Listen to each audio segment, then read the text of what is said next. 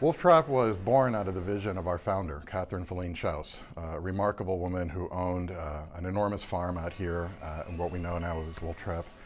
And she had a thought about marrying the great love of nature as well as her commitment to the arts. And she worked with Congress, and in 1966 they decided the land would be designated as national park land forever, preserving it.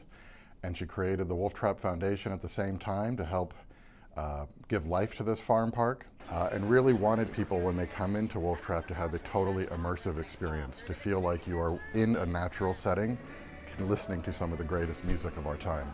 And in 1971, the first concerts happened right here at Wolf Trap National Park.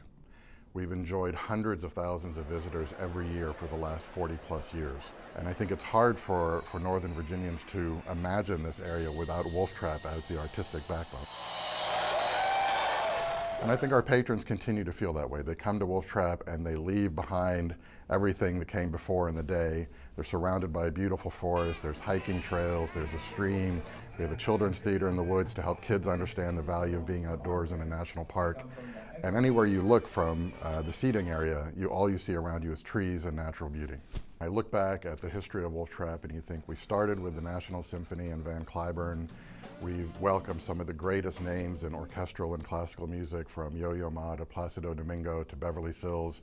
But then I think about all the rest of the music we do, whether it be Santana or Paul Simon or Dolly Parton or Nathaniel Rateliff or Leon Bridges.